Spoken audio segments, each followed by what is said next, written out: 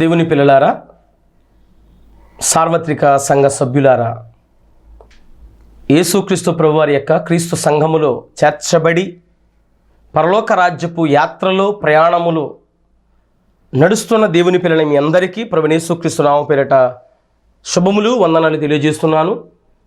కన్నతండ్రిని దేవాతి దేవునికి కృతజ్ఞతాస్తుతులు చెల్లిస్తున్నాను. ఈ ఎపిసోడ్ని, ఈ భాగమును ప్రారంభించుకునే ముందు ప్రార్థనా సహకారం చేత ఆత్మ నడిపింపు కొరకు దేవుని ప్రార్థన సహాయాన్ని అడిగి మనం దేవుని వాక్యములకు వెళదాం. తలల వంచండి, కళ్ళు మూయండి. ఏకాగ్రత అందుకొరకు తప్పకుండా తలల వంచండి. పరిశుద్ధుడైన మా తండ్రి, సర్వోన్నతుడ, సర్వాధికారి, విలువైన శ్రేష్టమైన మాటలు మాకు వినిపించి మమ్మల్ని బలవంతులు చేస్తున్నందుకు మీకు స్తోత్రాలు. అనేకమైన మర్మములు మేము వింటున్నాం, అనేకమైన సత్యాలు మేము నేర్చుకుంటున్నాం. నిబిడలు నేర్చుకుని ప్రకటించడానికి ప్రయోజకులుగా మార్చండి, ప్రారంభకులుగా మార్చండి. ప్రతి ఒక్కరు కూడా విని గ్రహించుటకు సహాయం చేయండి. కృపచేత ఖాయమని మీ ఆత్మ సహాయముకు దయచేయమని ఆత్మీయ నడిపింపునిచ్చి సొంత స్వకీయమైన మేలు కాకుండా, స్వకీయ నీతి కాకుండా, స్వనీతిని వెతికేవారుగా కాకుండా దేవుని నీతిని వెరిగేవారుగా, దేవుని మెప్పించేవారుగా మమ్మల్ని నింపమని, బలపరచమని, మాట్లాడమని యేసునామములో అడుగుచున్నాను తండ్రి, ఆమేన్. మంచిది ప్రియారా, మరొక భాగములు దేవుడు కృపనిచ్చారు. మరి మీ అందరికీ నా ప్రత్యేకమైన వందనాలు. మరి ప్రతి వారం మీకు చెబుతున్నాను కదా, మీ ప్రార్థన అవసరాలు ఏమున్నా, మీ సలహాలు సంప్రదింపులు ఉన్నా తప్పకుండా స్క్రీన్ పై నెంబర్ వస్తుంది, తప్పకుండా మీరు ఫోన్ చేయండి. అలాగే వాక్యాన్ని షేర్ చేయండి, సబ్స్క్రైబ్ చేసుకోండి, చక్కగా వినండి. విని కొంతలో కొంత నేర్చుకోవాలని, మీకు అంతా తెలుసా పక్కన పెట్టేయండి, మీకు తెలియనిది ఏమైనా ఉందా తప్పకుండా తీసుకోండి. అది నా మనవి. రైట్, ఈరోజు ద డెవిల్ వాడి బయోడేటా మనం చూస్తున్నాం. అసలు అపవాది వాడి ఏంటి, వాడి గొడవ ఏంటి, వాడి రాద్ధాంతం ఏంటి, వాడి జీవిత పరిస్థితులు ఏంటి, జీవన శైలి ఏంటి, వాడు ఎప్పుడు పుట్టాడు, ఎక్కడ పుట్టాడో, ఇవన్నీ మనము ఆలోచన చేసుకుంటూ వస్తున్నాం. ఎందుకు? వాడు మన విరోధి, మన శత్రువు. అందుకోసం మనం తప్పకుండా తెలుసుకోవాలి. రైట్, ఈ పాఠములో మనం 2 భాగాలు ఇప్పటికే ధ్యానం చేసి ఇది 3వ భాగంగా ఆలోచన చేస్తున్నాం. ఈ 3వ భాగములో గత వారం నేను ఆపాను, దేవునికి ఒక సంకల్పం ఉన్నది అని. ఏంటి ఆయన సంకల్పం అన్నదాన్ని మనం నేరుగా ఇక ఆలస్యం చేయకుండా పరిశుద్ధ గ్రంథంలోకి వెళ్ళిపోదాం. దేవుడు తనకి పిల్లలు కావాలి అనుకున్నాడు. ఆయన దేవుడు ఉన్నవాడుగా, సమీపింపరని తేజస్సులో సింహాసనపైన కూర్చుని ఎవరూ సమీపింపలేని సింహాసనశీనుడిగా ఉన్న అమరత్వం కలిగిన దేవుడు తనకు పిల్లలు కావాలి అనుకున్నాడు. ఆయన తన పిల్లలు కావాలి అనుకున్నప్పుడు ఆ ప్లాన్ని ఏమై ఉందో చెబుతున్నాడు పౌలు గారు ఎఫెసు సంఘానికి. చూద్దాం. ఎఫెసు రాసిన పత్రిక 1వ అధ్యాయము 4, 6 కలిపి ఉంటే కాంప్లెక్స్ సెంటెన్స్. అది బైబిల్లో ఎక్కడ కాంప్లెక్స్ సెంటెన్స్ ఉన్నా అక్కడ చాలా విషయం ఉంటుంది. అక్కడ ఆ యొక్క వచనాల్లో చాలా సుదీర్ఘమైన సమాచారం ఉంటుంది.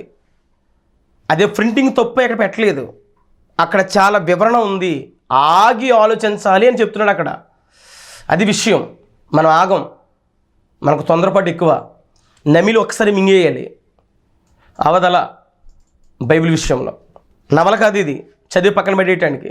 కాబట్టి ఇక్కడ మనం ఆలోచించడానికి చాలా బలమైన కారణాలు ఏంటో చూద్దాం. 3వ వచనం చదువుదాం, మనకు అర్థమవుతుంది. మన ప్రభువైన యేసుక్రీస్తు యొక్క తండ్రి యగు దేవుడు. యేసుక్రీస్తు ప్రభు వారికి తండ్రి ఉన్నాడంట. ఆ తండ్రి యగు దేవుడు స్తుతింపబడును గాక. పౌలు గారు చెప్తున్నాడు, నేను కాదు మాట్లాడేది, పౌలు గారు చెబుతున్న మాటలు ఇవి. మన యేసుక్రీస్తు ప్రభు, మన రక్షకుడైన యేసుక్రీస్తు ప్రభు వారికి ఆయన తండ్రి ఉన్నాడంట. ఆయన తండ్రి స్తుతింపబడునుగాక. ఎంత వివరంగా ఉందండి బైబిల్. దేశ భాషలందు, ప్రపంచ భాషలందు తెలుగు భాష లెస్స. చాలా మంచిది. దేవుడు తన పరిశుద్ధ గ్రంథాన్ని మనకి ఈ భాషలు ఇచ్చాడు. మన తప్పకుండా భాషలు నేర్చుకుందాం, తప్పకుండా తెలుసుకుందాం. ఇందులో తప్పు ఉన్నాయి, అందులో అది ఉన్నాయి, ఇది ఉన్నాయని చెప్పక, నీకు తెలియకపోతే నోరు మూసి కూర్చో, బాగా చదువు. బైబిల్ తప్పులేమి లేవు. అక్షర దోషం ఉంటుంది. అక్షరాలు ఒకవేళ తప్పుగా ప్రింటింగ్ తప్పేమో తప్ప భావం తప్పు అవ్వదు. భావం ఇప్పుడు తప్పు ఉండదు. బైబిల్లో తప్పులు వెతకని ఉండకో. తప్పులు పట్టుకుని వెతికిన ఆయనే మారు మనసు పొంది రక్షణ పొంది అనేక ఆత్మ రక్షించడు ఒక ఆయన, ఒక పెద్ద ఆయన. బైబిల్ తప్పులు పట్టుకుని చూడకో. బైబిల్ని కాళ్ళతోని చింపి కాల్చేసాడు ఒక ఆయన, భగత్ సింగ్ గారు. ప్రాణాన్ని దేవుని కొరకు బ్రతికాడు ఆయన. ఆర్ఆర్కే మూర్తి గారు తప్పులు విధమనుకున్నాడు ఆయన, తరిమేశాడు దీన్ని. కాబట్టి బైబిల్లో తప్పులు పట్టుకుని నువ్వు ఇప్పుడు ఏదో వచ్చి ఎలాగుందంటే చేపకి ఈత నేర్పినట్టు ఉందన్నమాట. అలాగుంది వ్యవహారాలు ఈరోజు పరిస్థితి సమాజంలో, క్రైస్తవ సమాజంలో. కాబట్టి నేర్చుకుందాం, తెలుసుకుందాం. నీకు తెలిసిందేదో దాని ప్రకారం ప్రవర్తించుతాం. ఆయన స్తుతింపబడును గాక. ఆయన క్రీస్తునందు పరలోక విషయములో, ఆయన ఎవరు? తండ్రి యేసుక్రీస్తు నందు పరలోక విషయములలో ఆత్మ సంబంధమైన ప్రతి ఆశీర్వాదములు మనకు అనుగ్రహించెను. ఎవరి ద్వారా? ప్రభువైన యేసుక్రీస్తు నందు. ఆయన యందుంటేనే ఆశీర్వాదం మనకి. ఎవరు? తండ్రి. ఏంటి ఆశీర్వాదాలు? ఎక్కడివి? పర సంబంధమైనవి, భూ సంబంధమైనవి కాదు. ఎంత క్లియర్గా ఉంది చూడండి. అది ఎలాగంటే చెప్తున్నాడు. ఎలాగా అంటే తన ప్రియుని యందు, తన అంటే దేవుడు, అంటే తండ్రి అయిన దేవుడు. ప్రియుడంటే ఎవరు? యేసుక్రీస్తు ప్రభువారు. నా ప్రియ కుమారుడు ఈయన యందు నేను ఆనందించుచున్నాను.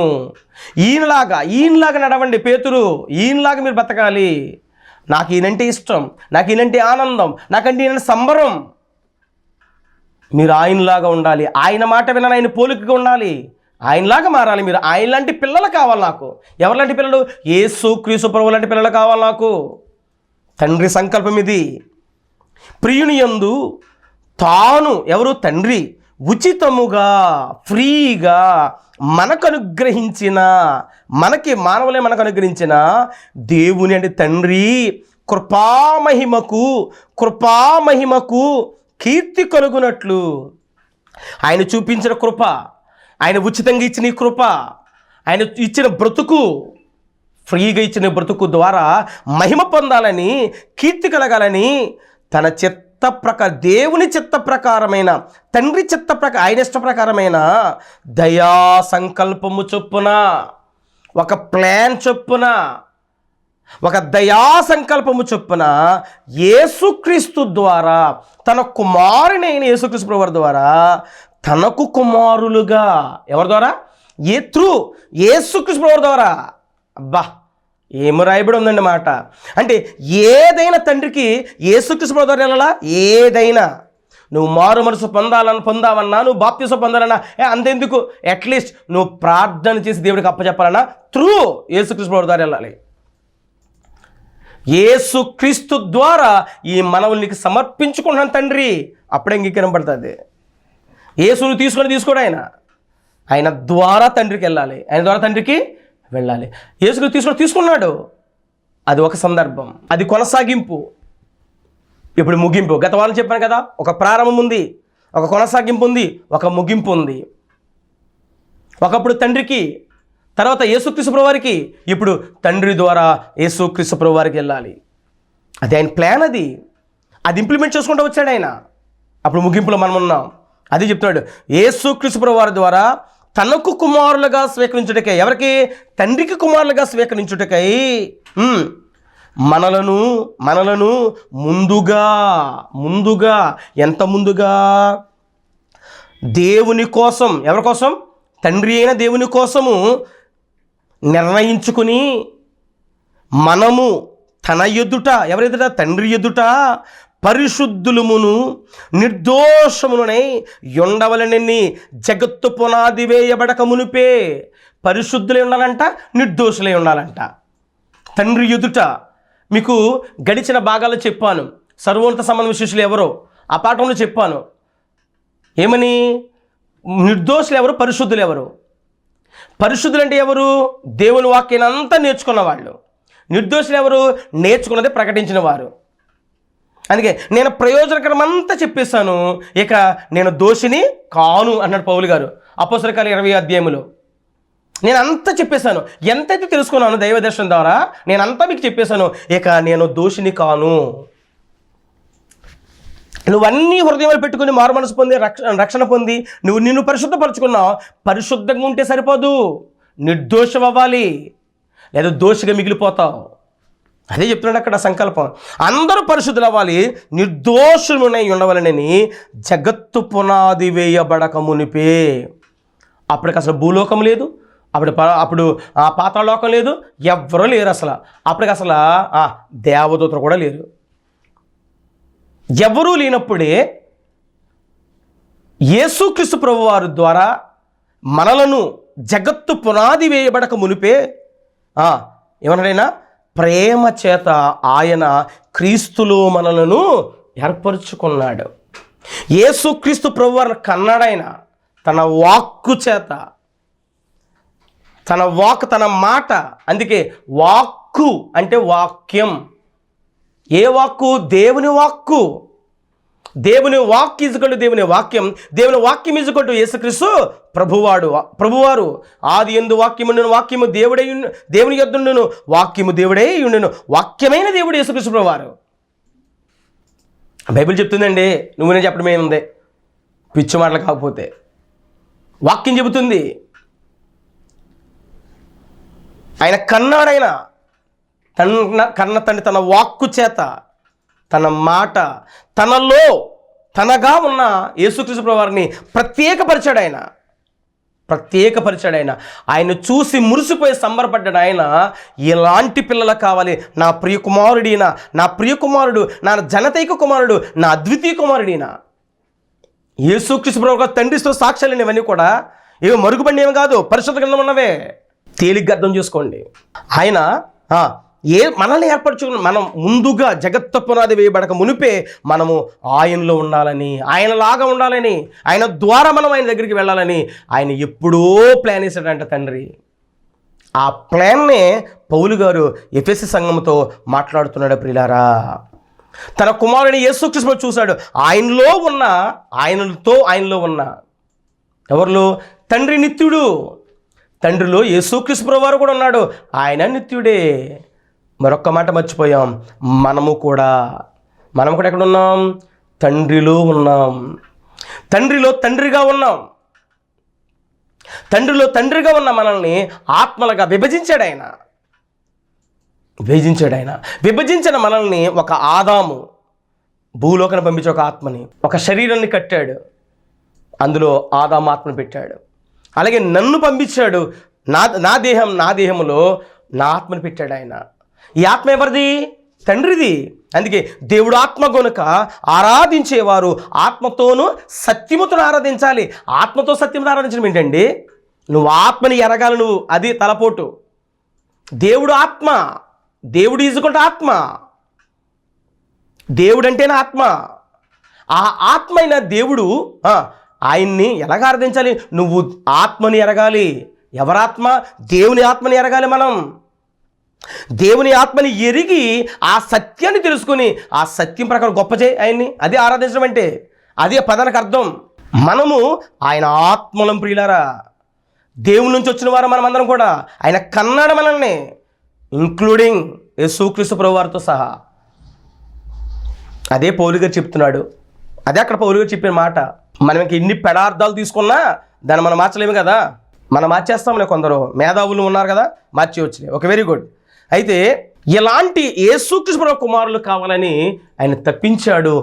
అందుకే బైబిల్లో ఇంకా ఈయనే కొరింథీయులకి రాస్తూ ఒక మాట మాట్లాడతాడండి. కొరింథీయులకి 11వ అధ్యాయము, కొరింథీయుల మొదటి పత్రిక 11వ అధ్యాయము 3వ వచనం ఏమన్నాడు?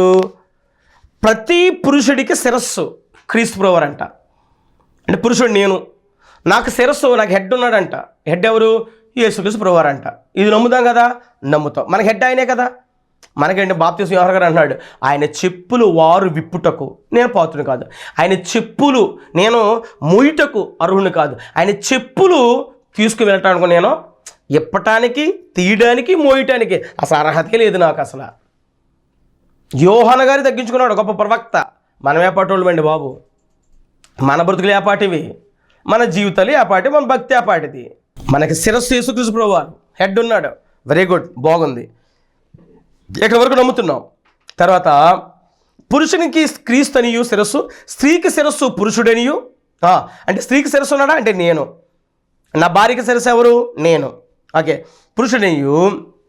అలాగే క్రీస్తునకు శిరస్సు దేవుడనియు మీరు తెలుసుకొనవలని కోరుచున్నాను. తెలుసుకోనరా బాబా. పౌలు గారి బాధ అది. ఆ రోజు కొరింథీ సంఘంతో అదే బాధ, ఇప్పుడున్నది అదే బాధ. యాజక బృందమా, సంఘ సమాజమా, యేసుక్రీస్తు ప్రభువుకి శిరస్సు తండ్రి. తండ్రిని మీరు తెలుసుకోండి, తెలుసుకోలేరనే బాధ. అందుకే మొర్ర పెడుతున్నాడు అక్కడ, తెలుసుకోండిరా బాబు, తెలుసుకోండిరా నాయన, తెలుసుకోండిరా నాయన. తండ్రిలో తండ్రిగా ఉన్నవాడైనా. తర్వాత ప్రత్యేకపరచబడ్డాడు. కొరింథీయులకు రాసిన మొదటి పత్రిక 8వ అధ్యాయము 6వ వచనం. కొరింథీయులకు రాసిన మొదటి పత్రిక 8వ అధ్యాయము 6వ వచనం. ఆకాశమందైనను భూమి మీదనైనను దేవతలనబడినవి, అంటే దేవదూతలు, దేవతలనబడినవి ఉన్నను మనకు ఒక్కడే దేవుడు ఆయన తండ్రి. అదే చెప్తున్నాడు ఆయన. ఆయన క్లియర్గా రాస్తున్నాడండి. మనకి దేవుడు ఒక ఆయన ఉన్నాడు, ఆయన తండ్రి. ఆయన నుండి, ఎవరి నుండి? తండ్రి నుండి సమస్తము కలిగెను. దేవుని నుండి వచ్చే ఏదైనా సరే, ఏదైనా ప్రొడ్యూస్ అవ్వాలంటే దేవుని నుండే, తండ్రి నుండే కలిగెను. ఆయన నిమిత్తము మనమున్నాం. ఎవరి నిమిత్తము? తండ్రి మనమున్నాము. మరియు మనకు ప్రభువు ఒక్కడే, ఆయనే యేసుక్రీస్తు. మనకు దొర, మనకు రాజు అండి. ఎవరిని తక్కువ చేయట్లేదండి. తండ్రి, యేసుక్రీస్తు ప్రభువారు, పరిశుద్ధాత్ముడు ముగ్గురు సమానమే. కానీ తండ్రితో సమానంగా ఉండటానికి ఉండే భాగ్యాన్ని తండ్రి ఇచ్చాడు. తండ్రి సుప్రీం, ఆయన సమానంగా ఉంచాడు. ఆయన సమానులే. యేసుక్రీస్తు ప్రభువారు పరిశుద్ధ సమానత్వం తండ్రి ఇచ్చాడు. తండ్రి ఉన్నవాడైనా, స్వయంభవుడైన ఆ తండ్రి ద్వారా యేసుక్రీస్తు ప్రభువారు పరిశుద్ధాత్ముడు. ఇప్పుడు మనం చూడండి, ఆయన నుండి సమస్తము కలిగెను, ఆయన నిమిత్తం మనం ఉన్నాము. మరియు మనకు ప్రభువు ఒక్కడే, ఆయన యేసుక్రీస్తు. ఆయన ద్వారా, ఆయన నుండి ఈయన ద్వారా. అంటే తండ్రిలో నుండి యేసుక్రీస్తు వచ్చారు, మనం కూడా తండ్రిలో నుండి యేసుక్రీస్తు ప్రభువారిలోనికి వచ్చాం. యేసుక్రీస్తు ప్రభువారిలో నుండి మనం అందరం బయటకు వచ్చాం. ఆదాము వచ్చాడు, ఆదాము ద్వారా మనం అందరం వచ్చాము. ఆదాము ద్వారా మనందరికీ తండ్రి ఆదామైతే, ఆదాముకి హెడ్ యేసుక్రీస్తు ప్రభు అయితే, యేసుక్రీస్తు హెడ్ కన్న తండ్రి. అది అక్కడ చెప్తున్నాడు పౌలు గారు. ఆయన ద్వారా సమస్తమును కలిగిను, మనము ఆయన ద్వారా కలిగిన వారమైతే అందరి యందు ఈ జ్ఞానము లేదు, అప్పుడు లేదు, ఇప్పుడు లేదు. ఇప్పుడు అజ్ఞానం. చదువుకోలేనప్పుడు కాకరకాయ బాగా అన్నాడంట, బాగా చదువు వచ్చిందని అన్నాడంట అయ్యగారు, కేకరకాయ అన్నాడంట. అలాగుంది ఇప్పుడు వ్యవహారం అంతా కూడా పరిస్థితి సమాజంలో చూస్తుంటే. బైబిల్ ఇంత గంటాపదంగా చెబుతున్నా చదువు వచ్చిన కూడా అర్థం చేసుకోకపోతే, ఎదరోడు చెప్పిందేనా నమ్మకం? బైబిల్ చూడరా, దేవుడు చెప్పింది వద్దా, మనిషి చెప్పిందేనా? ఇప్పుడు నువ్వు చెప్పేదానికి ఆధారం మీద బైబిల్ ప్రతి ప్రశ్నకి జవాబు ఉంది కదా. అదే కదా ఆలోచించమంటుంది. దాని ప్రకారం ఆలోచించి ముందుకు వెళ్ళాలి కదా. చూడండి, ఒక్క పదం, ఒక్క వచ్చినాన్ని విడగొట్టడానికి అరగంట టైం పట్టేస్తుందండి. ఇంకా పూర్తి కాలేదు, తెగట్లేదు విషయం. కాబట్టి అర్థం చేసుకోవడానికి ప్రయత్నించమని ప్రాధేయపడుతున్నాను. దైవ జనాంగమా, అదే చెప్తున్నాడు. తండ్రి అయిన దేవుడు ఒక్కడే, ఆయన నుండి యేసుక్రీస్తు ప్రభువుకు ఆయన రాజుగారు ఉన్నారు, మనకందరు కూడా శిరస్సు ఆయన మాట వినాలి మనం. ఆయన ద్వారా మనమందరం కలిగిన వారు. అంటే తండ్రిలో నుంచి యేసుక్రీస్తు ప్రభువులోకి వచ్చాం, యేసుక్రీస్తు ప్రభువులో నుంచి ఆదాములోకి వచ్చాం, ఆదాము ద్వారా మనం ఎంత కూడా ప్రొడ్యూస్ అయ్యాం. డెలివరీ తండ్రి నుండే ప్లాన్ అక్కడి నుంచి స్టార్ట్ అయింది, యేసుక్రీస్తు ప్రభువు ద్వారా ఇంప్లిమెంట్ అయింది. అదే ప్లాన్. ఎఫెసీయులకు రాసిన పత్రిక 1వ అధ్యాయం 4-6 వచనాల్లో మునిపే జగత్తు పునాది వేయబడక మునిపే మన లైన్లో ఏర్పాటు చేసుకున్నంట వేరయ్యాం. అప్పుడే జగత్తు పునాది వేయబడక మునిపే వేరుగా ఉన్నాం. పరలోకములో తండ్రి ఎదుట ఉన్నవాళ్ళ మనం. అందుకే అక్కడికి మళ్ళా వెళ్ళాలని ఈ అంత ప్రయాస. తండ్రిలో నుంచి యేసుక్రీస్తు ప్రభువునికి, యేసుక్రీస్తు ప్రభువు అందరూ ఆత్మలుగా ఉన్న పరలోకంలో, అందరం ఆత్మలుగా ఉన్నాం. మనందరికీ తండ్రి పరలోకమందు ఉన్నాడు. ఇంకో మాట చూడండి, ఇదే పౌలు గారు చక్కని మాట మాట్లాడతాడు. గలతీయులకు రాసిన పత్రిక 4వ అధ్యాయం 26వ వచనం. గలతీయులకు రాసిన పత్రిక 4వ అధ్యాయం 26వ వచనం. అయితే పైనున్న యెరూషలేము స్వతంత్రముగా ఉన్నది. పైనున్న యెరూషలేము ఎవరుంది? యెరూషలేము ఉందా? ఇజ్రాయెల్ దేశం కదా యెరూషలేము ఉంటాం. పైనున్న యెరూషలేము ఏంటి? అదే యేసుక్రీస్తు ప్రభువారు. పైనున్న యెరూషలేము స్వతంత్రంగా ఉన్నది, అది మనకు తల్లి. ఏదది? యేసుక్రీస్తు ప్రభువారు. మనకు అర్థమయ్యే భాషలో మాట్లాడుతున్నాడు. అది అనగానే ఆడవాళ్ళు అనుకోవద్దు, అది మనకు తల్లి. చూడండి, ఆత్మ సంబంధం తల్లి యేసుక్రీస్తు ప్రభువు, ఆత్మ సంబంధం తండ్రి దేవాతి దేవుడు. తండ్రిలో నుంచి వేరయ్యాం. తండ్రిలో నుంచి యేసుక్రీస్తులోకి వచ్చాం. యేసుక్రీస్తులో అందరం వేరయ్యాం. పరలోకంలో వేరే భూమి మీదకి వచ్చి ఎవడి ఇష్టాంస పాపం వాడు చేస్తాం. ఇప్పుడు మరలా ఎలా వచ్చామో అలాగే మరలా యేసుక్రీస్తు ప్రభువులో కలుపుకుంటున్నాడు. ఇప్పుడు యేసుక్రీస్తులోనికి బాప్తిసం అన్నాడు రోమీయులకు రాసిన పత్రికలో. తండ్రి యొక్కయు కుమారుని యొక్కయు పరిశుద్ధాత్మ యొక్క నామములో క్రీస్తులోనికి బాప్తిసం. అంటే క్రీస్తులోంచి ప్రత్యేకపరచబడ్డాం, మళ్ళీ క్రీస్తులోనికి వెళ్ళిపోతున్నాం. క్రీస్తులోనికి ఎలాగొచ్చాం? తండ్రిలో నుంచి వచ్చాం. ఎలా వచ్చాం? ఆత్మలుగా వచ్చాం. భూమి మీదకి శరీరాలు దాల్చుకుని వచ్చాం తల్లి గర్భము ద్వారా. అందుకే పైనున్నది స్వతంత్రులు, ఆ స్వతంత్రురాలి కుమారులు మనం. కుమారులు మనం దాసులు కాదు, యజమానులు మనం.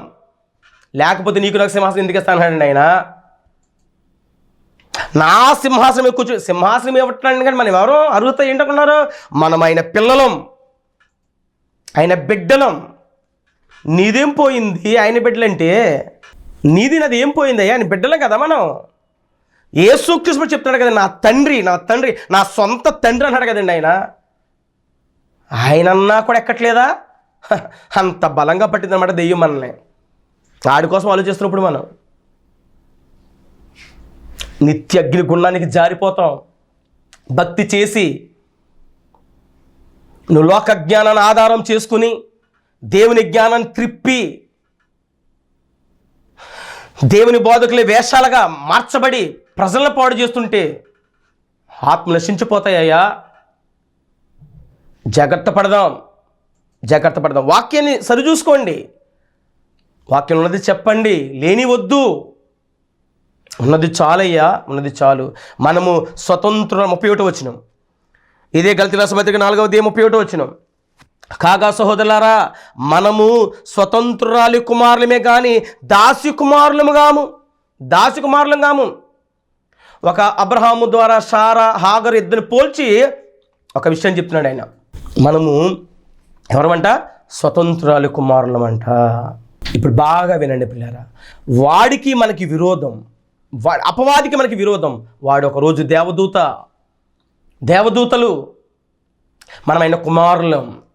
యేసుక్రీస్తు ప్రభువుని ఎప్పుడైతే పరలోకంలో కన్నాడో, యేసుక్రీస్తు ప్రభు వారిని అంటే తండ్రిగా ఉన్నాడు ఆయన ప్రత్యేకపరిచాడు. పుట్టడం అంటే అర్థం అదే, ప్రత్యేకపరచడం. చావడం అర్థం ఏంటి? ప్రత్యేకపరచబడటం. ఎక్కడి నుంచి? శరీరం నుండి వేరవ్వటం. చావటం అంటే మొత్తం వెళ్ళిపోవడం కాదు, మాయమైపోవడం కాదు. అర్థాలు తెలుసుకోవాలి బాబోయ్, అర్థాలు తెలుసుకోవాలి. దాన్నే పుట్టుక అంటే మనకు అర్థమయ్యే భాష అది, మనకు అర్థమవటానికి వాడుకుంటున్న భాష అది. అక్షరం కాదు, భావం కావాలి ఇప్పుడు కూడా వాక్యం విషయంలో. అప్పుడు ఈ దేవదూతలు కలిగాయి, మనల్ని కూడా దేవుడు కలిగించాడు. అంటే క్రీస్తు నుంచి ప్రత్యేకపరిచాడు. ఎప్పుడైతే తన పిల్లలుగా ప్రత్యేకపరిచాడో తన పిల్లల కోసం అనేకమైన దేవదూతలు సృష్టించాడు ఆయన. అనేకమైన దేవదూతలు సృష్టించాడు ఆయన తన పిల్లల కోసం. అంటే ఎవరి కోసం? మన కోసం. ఎక్కడ? పరలోక రాజ్యములో. ముల్లోకాలు, పరలోకం, భూలోకం, పాతాళలోకం. ఈ లోకాలు ఏ లోకాలు లేవు. ముల్లోకాల కోసం బైబిల్ చెప్తుంది. పరలోకము, భూలోకము, పాతాళలోకం. పరలోకములో అందరూ ఉండగా మనకి వాడికి విరోధం వచ్చింది. ఎవరికి? అపవాదికి మనకి విరోధం వచ్చింది. ఎందుకు వచ్చింది? ఏం జరిగింది? ఎందుకు వచ్చింది? ఏం జరిగింది? ముందు ప్లాన్ విన్నాం కదా ఈరోజు. దేవుని ప్లాన్ అంటే అర్థమైంది కదా, చాలా వివరంగా అర్థమైంది కదా. ఇప్పుడు వాడికి మనకి విరోధం అసలు ఎక్కడ స్టార్ట్ అయిందో వచ్చే వారం ధ్యానం చేద్దాం, ప్రార్థన చేసుకుందాం. తలలో వంచండి. చక్కగా ఊపిగా వింటున్నారు. మీ అందరికీ నా ప్రత్యేకమైన వందనాలు. దేవుడు కృపనిస్తున్నాడు. ప్రార్థన చేసుకుందాం. పరిశుద్ధుడా కన్న తండ్రి, ఉన్నతమైన నామానికి స్తోత్రాలు, ప్రశస్తమైన నామానికి స్తోత్రాలు, శ్రేష్టమైన నామానికి స్తోత్రాలు. విలువైన మాటలు ఇచ్చారయ్యా, చక్కని మాటలు నేర్పుతున్నారయ్యా. ఇలా నేను కృతజ్ఞతాస్తులు చెల్లిస్తున్నాను. మా అందరితో మాట్లాడండి, మాకందరికీ జ్ఞానోదయం ఇవ్వండి. తప్పుడు బోధ నుంచి తప్పించుకుని దేవుని వాక్యాన్ని ప్రామాణికంగా తీసుకోవడానికి కృపనివ్వండి. దీని ఆధారం చేసుకోవడానికి సహాయం చేయండి. అందరి హృదయాల మనోనేత వెలిగించండి. ఏకాభిప్రాయం కలిగి బ్రతుకు కృపనివ్వండి. మీరే సహాయం చేయమని క్రీస్తునామమున అడుగుచున్నాను కన్న తండ్రి, ఆమేన్. మన తండ్రి అయిన దేవుని ప్రేమ, కుమారుడు యేసుక్రీస్తు కృప, పరిశుద్ధాత్మక నేను సహవాస సమాధానం ఇప్పుడు ఎల్లప్పుడు సదాకాలం సకల పరిశుద్ధులకును వాక్యం ఆలకిస్తున్న ఎల్లరకును సదా తోడుగుండును గాక. ఆమేన్. అందరికీ వందనాలు. సమాధానంగా ఉండండి.